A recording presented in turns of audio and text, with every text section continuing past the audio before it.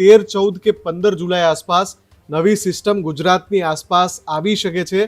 આ એ ટ્રફ છે કે જે આગળ જતા ગુજરાતમાં વરસાદ લાવશે। કેવી રીતે? અહીંયા 15 જુલાઈ છે, 16મી તારીખ જોઈએ। 14 અને 15 જુલાઈ ગુજરાત નજીક પહોંચશે નવી વરસાદી સિસ્ટમ। તો 16મી થી ગુજરાતમાં ફરી એક વખત જામશે વરસાદી માહોલ। તો સ્કાયમેટ વેધરના ફોરકાસ્ટમાં આ રાતના મોટા સંકેત સામે આવી રહ્યા છે કે જ્યાં હજુ સુધી તમે અમારી ચેનલને સબસ્ક્રાઇબ નથી કરી તો અત્યારે જ ન્યૂઝરૂમ ગુજરાતને સબસ્ક્રાઇબ કરો, ફેસબુક અને ઇન્સ્ટાગ્રામ પર ફોલો કરો।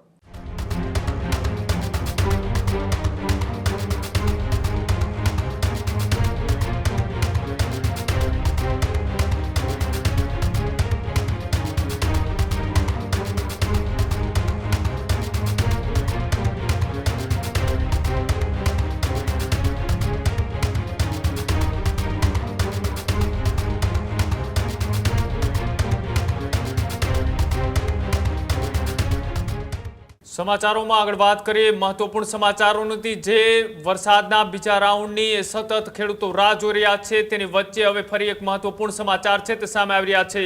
અંતે આવ્યા વરસાદી સિસ્ટમ અંગે મોટા સમાચાર। 14 અને 15 જુલાઈ ગુજરાત નજીક પહોંચશે નવી વરસાદી સિસ્ટમ। રાહ જોવાતી હતી એ વરસાદી સિસ્ટમ અંગે મોટું અપડેટ સામે આવી રહ્યું છે કે 14મી અને 15મી જુલાઈ ટ્રફ સર્જવાની વધુ સંભાવના। 15મી થી ગુજરાતમાં ફરી એક વખત જામશે વરસાદી માહોલ। તો 16મી થી ગુજરાતમાં ફરી એક વખત જામશે વરસાદી માહોલ। 16મીએ દક્ષિણ ગુજરાત અને મધ્ય ગુજરાતમાં વરસાદની શરૂઆત થશે। તો બીજા રાઉન્ડમાં વરસાદની માત્રા મધ્યથી ભારે રહી શકે છે। સૌરાષ્ટ્ર અને ઉત્તર ગુજરાતમાં પણ 16મી થી વરસાદી માહોલ। 18મી થી કચ્છના છૂટાછવાયા વિસ્તારમાં પણ પડી શકે છે વરસાદ। તો સ્કાયમેટ વેધરના ફોરકાસ્ટમાં આ રાતના મોટા સંકેત સામે આવી રહ્યા છે કે જ્યાં 16, 17 અને 18માં સૌથી વધારે વરસાદ પડે તેવી સંભાવનાઓ હાલ વ્યક્ત કરવામાં આવી રહી છે। અને તેની વચ્ચે આપણે ફોરકાસ્ટના માધ્યમથી સમજીએ કે કઈ રીતના એ ચોમાસું એ 16, 17 અને 18 ગુજરાત તરફ આગળ વધી રહ્યું છે।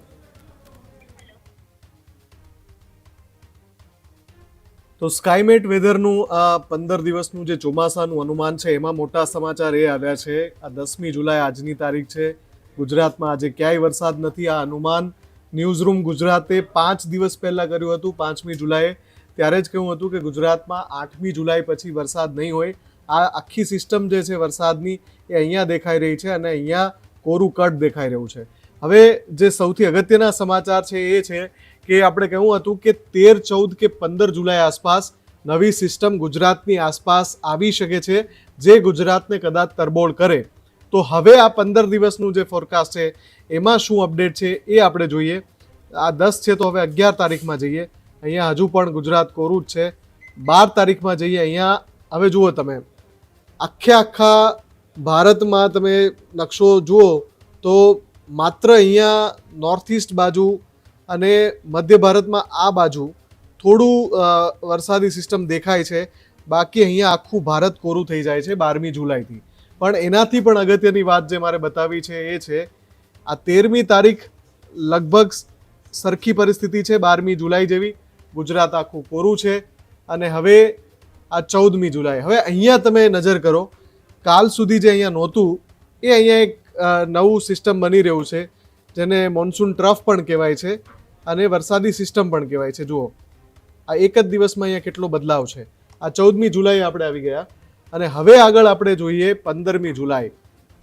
જે વાત આપણે કરી હતી અગાઉ ન્યૂઝરૂમ પર પણ અહેવાલ બતાવ્યો હતો કે ગુજરાતમાં એકવાર વરસાદ વિરામ લેશે પછી નવી સિસ્ટમ 14, 15 જુલાઈ આસપાસ બનશે।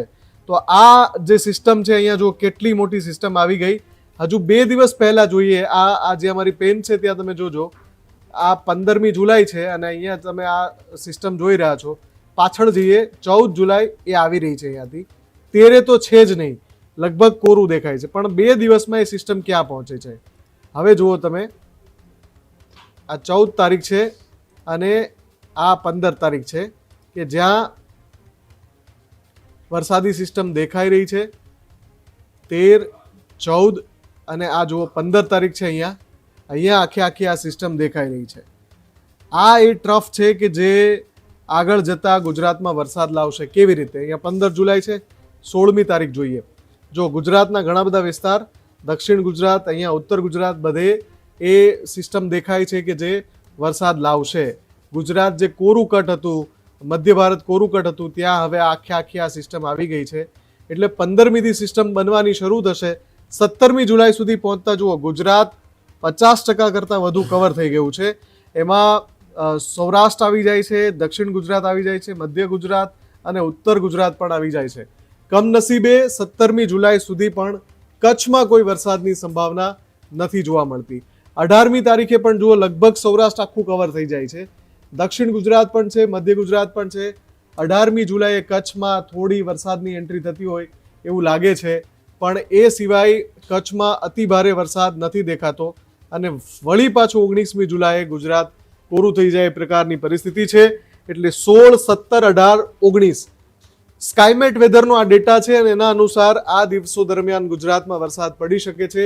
સિસ્ટમ બનવાની શરૂઆત 14મી જુલાઈએ થશે, પણ 16મી જુલાઈથી લગભગ 4-5 દિવસ એવા રહેશે. બની શકે કે 20મી જુલાઈ સુધી એની અસર રહે અને ગુજરાતમાં વરસાદ પડે. ખેડૂત ભાઈઓ છે ખેતરમાં ડ્રોન ઉડાવતા હોય છે ત્યારે આપણે એક પ્રશ્ન સતાવતો હોય છે કે જે આપણે અત્યાર સુધી જીપીએસ ટેકનોલોજી વાળા ડ્રોન વાપર્યા છે, જેથી કરીને મોબાઈલ ટાવર છે અથવા તો હાઈ ટેન્શન લાઈન પસાર થતી હોય, કોઈ વૃક્ષો હોય, ત્યારે જે જીપીએસ ટેકનોલોજી વાળા ડ્રોન છે એમાં ટકરાય અને ટ્રેસ થાય છે. પણ એગ્રીવન લાવ્યું છે જીએનએસએસ ટેકનોલોજી ડ્રોન, જેથી કરીને એ ડ્રોન છે એ કોઈ જગ્યાએ ટકરાય નહીં, પોતાની રીતે જ ડિસિઝન લે છે અને મૂવ થઈ જાય છે. જેથી કરીને જીએનએસએસ ટેકનોલોજી ડ્રોન છે એ વાપરવાનો આગ્રહ રાખો. હજુ સુધી તમે અમારી ચેનલને સબસ્ક્રાઇબ નથી કરી તો અત્યારે જ ન્યૂઝરૂમ ગુજરાતને સબસ્ક્રાઇબ કરો, ફેસબુક અને ઇન્સ્ટાગ્રામ પર ફોલો કરો.